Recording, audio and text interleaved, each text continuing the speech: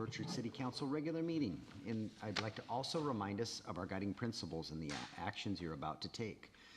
Are we raising the bar in all of our actions? Are we honoring the past but not living in the past? And are we building positive connections with our community and outside partners? And is the decision-making process building a diverse, equitable, and inclusive community? Please join me in the Pledge of Allegiance. I pledge allegiance to the flag of the United States of America and to the republic for which it stands, one nation, under God, indivisible, with liberty and justice for all. All right, we have a published agenda. Are there any proposed amendments to this evening's agenda? Mr. Chang? Mr. Mayor, I'd request moving consent agenda item 4E off consent and onto business.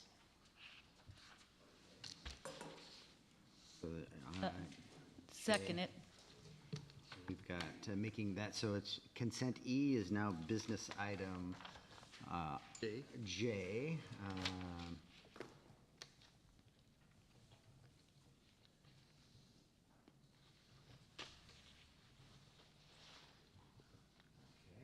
There's a motion and a second. Any discussion? All in favor, please say aye. Aye. Any opposed? That item has been moved. Any other proposed amendments to this evening's agenda? All right, is there a motion to approve the amended agenda? Mayor, I move to approve the agenda as amended. Seconded. The motion by Councilmember Rosa Pepe, a second by Councilmember Terneri to approve the agenda as amended.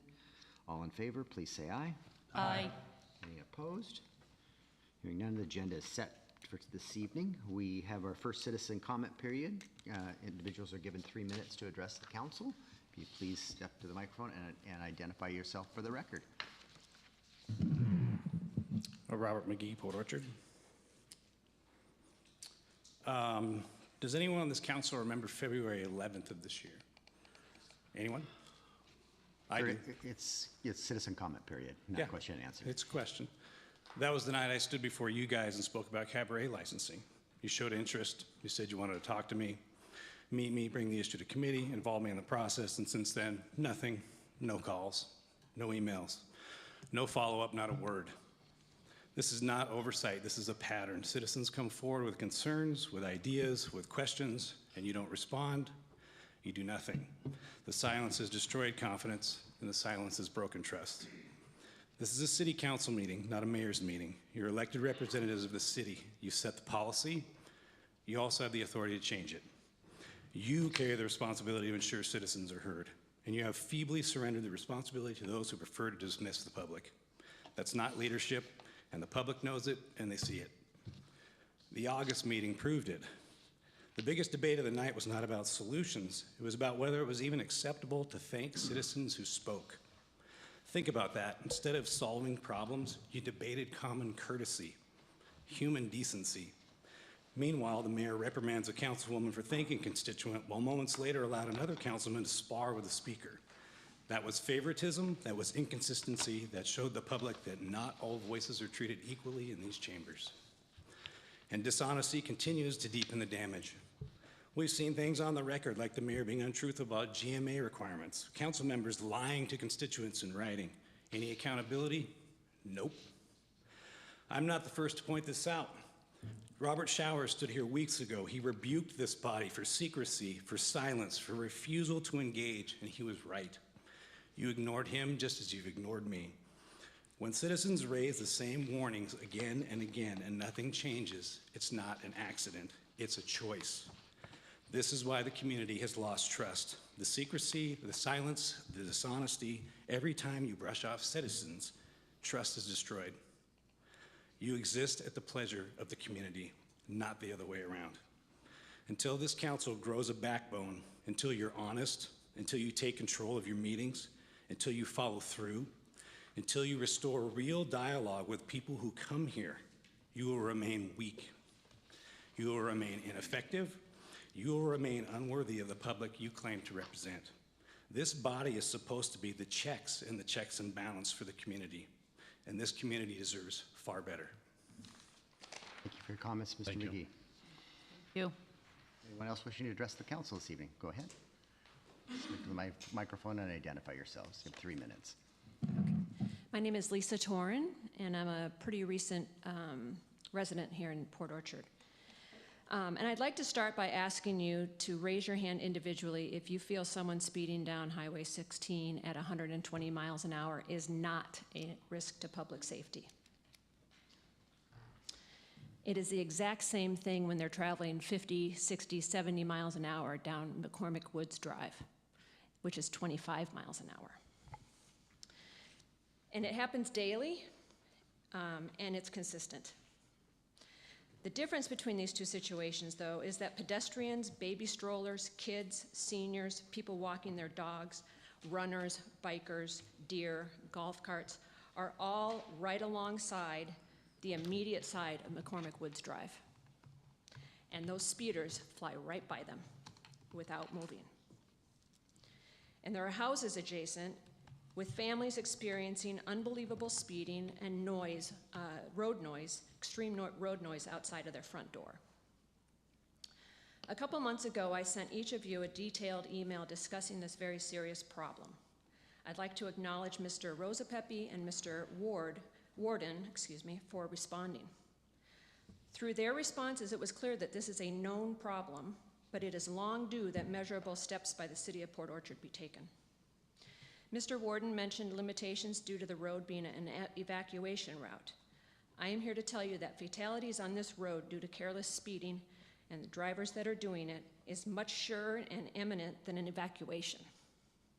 If Port Orchard does not take this seriously and install multiple speed cameras and ticketing, a tragedy is around the corner, and it will sit squarely on city leadership for failing to take preemptive action.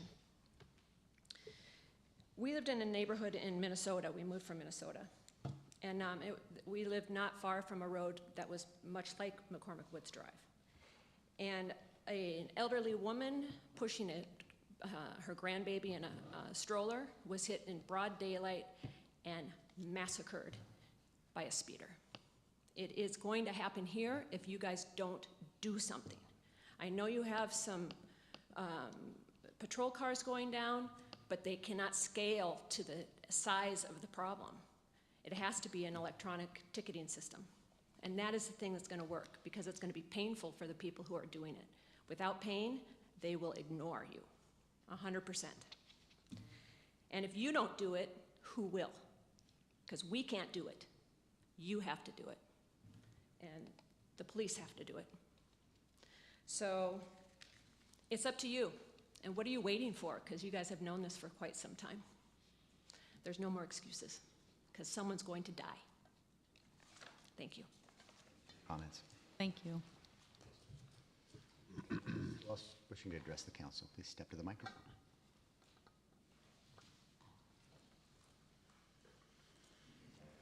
Records, you have 3 minutes. Hi there, my name is Jessica Gallegos White, and this is my husband, Joe White. Hello.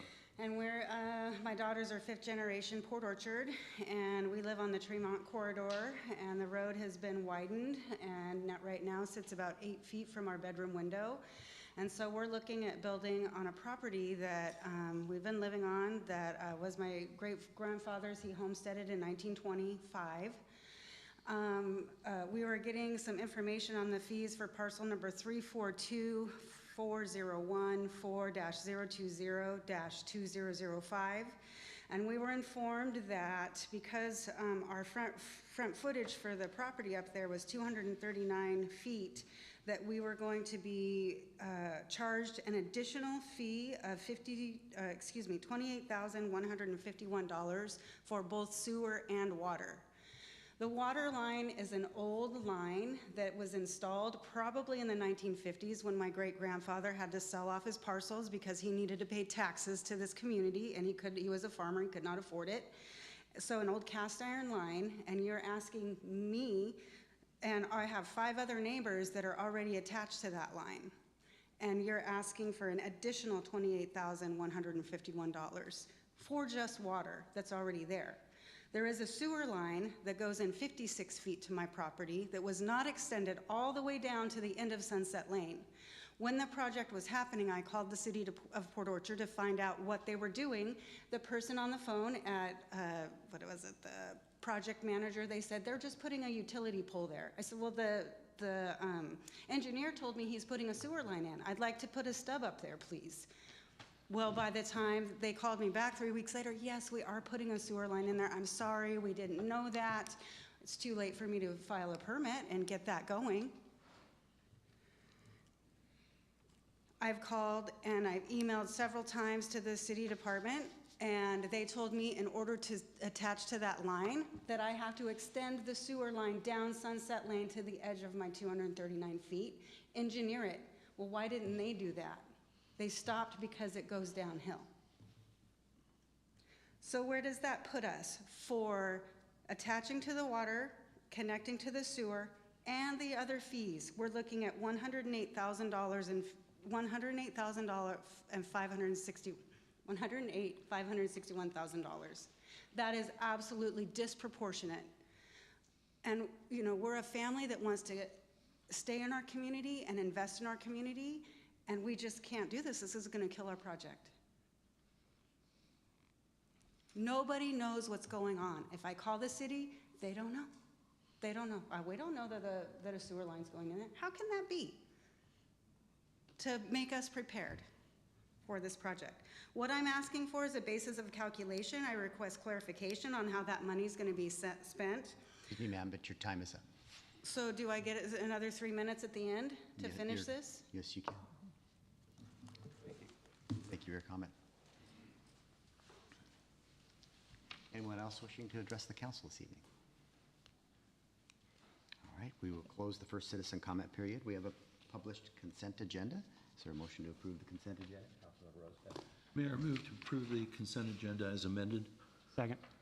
Motion by Councilmember Rosepepe, a second by Councilmember Morrissey to approve the consent agenda as amended. All in favor, please say aye. Aye. None. The consent agenda has been approved. We have no presentations. We have no public hearings. We do have an executive session planned for this time of the meeting. And Charlie, if we're planning for 20 minutes, to start with 20 minutes. Charlie, you want to state the statutes pertaining to this executive session?